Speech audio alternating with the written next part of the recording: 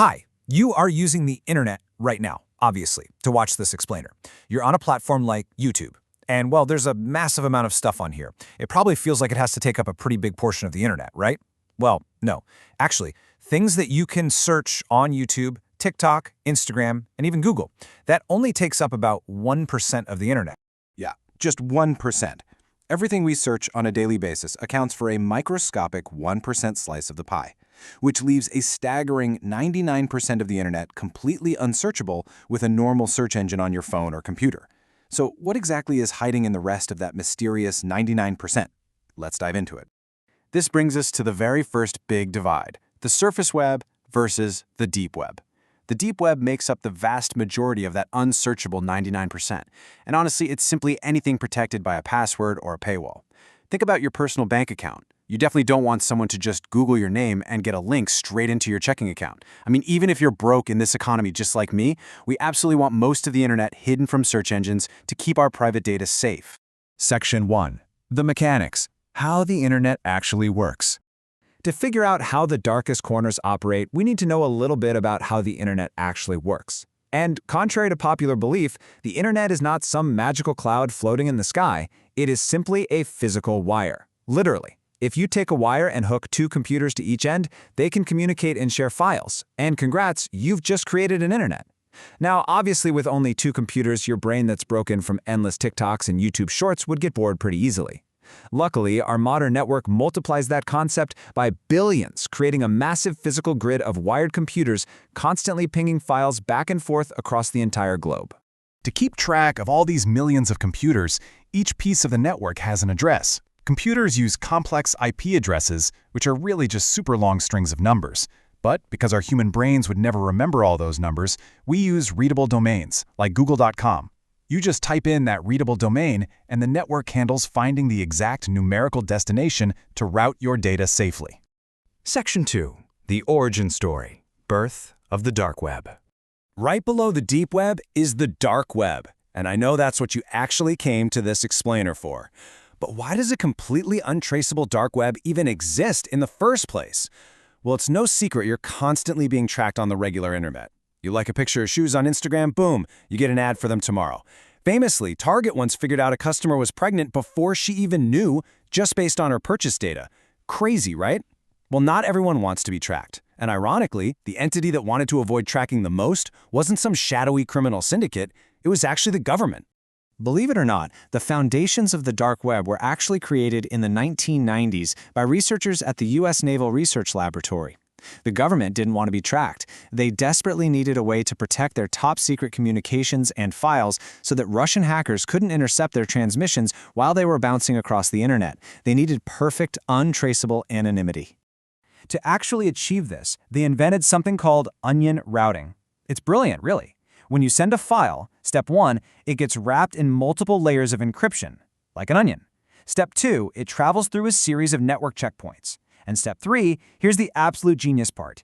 Each checkpoint can only decode a single layer, so it only knows exactly where the file just came from and where it's going next, but it never knows the full path.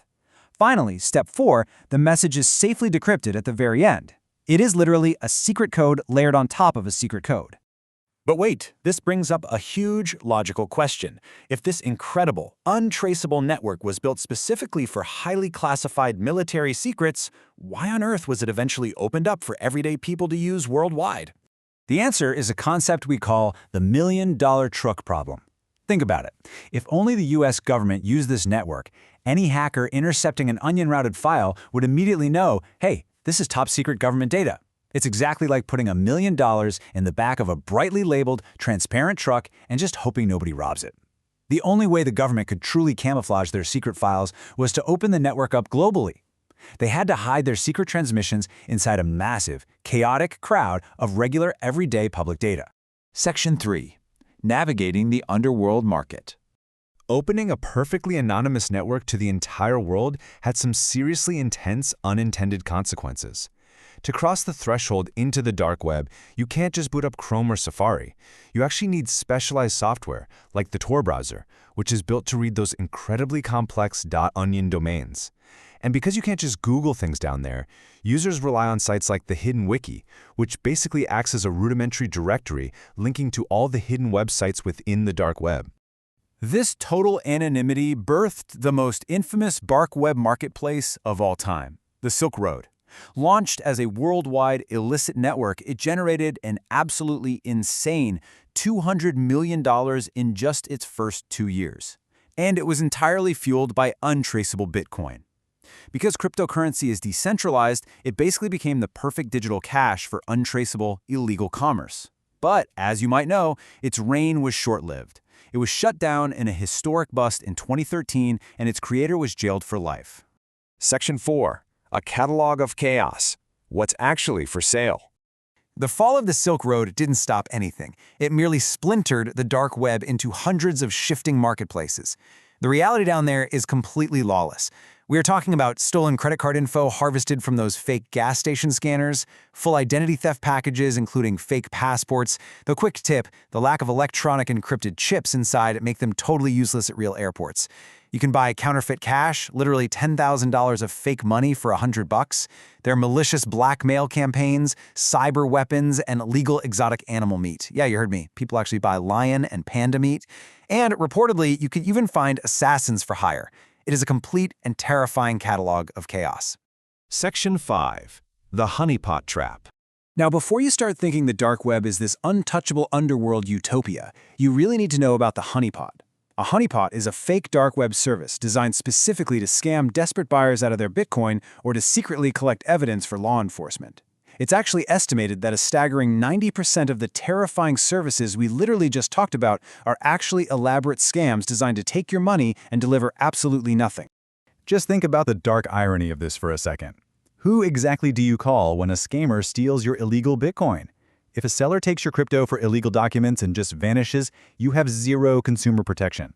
You certainly can't call the police and say, "Excuse me, officer, the guy selling me illegal panda meat just stole my digital currency." You are completely, utterly on your own. Honestly, though, getting scammed out of your money is actually the best-case scenario. Many of these illicit websites are secretly run by federal agents, conducting massive sting operations.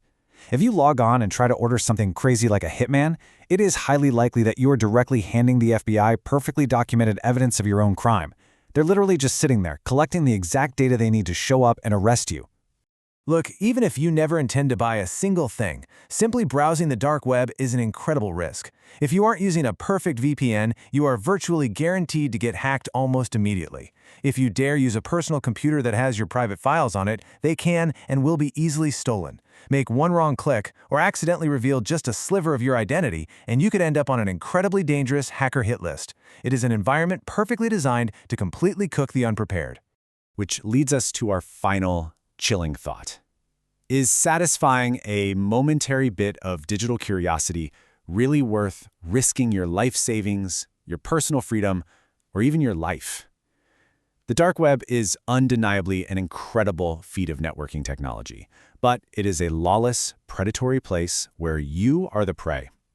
Understanding how it works is super fascinating, but actually visiting it, I hope you've learned today that's a completely different story. Thank you so much for joining me for this explainer, and please stay safe out there on the surface internet.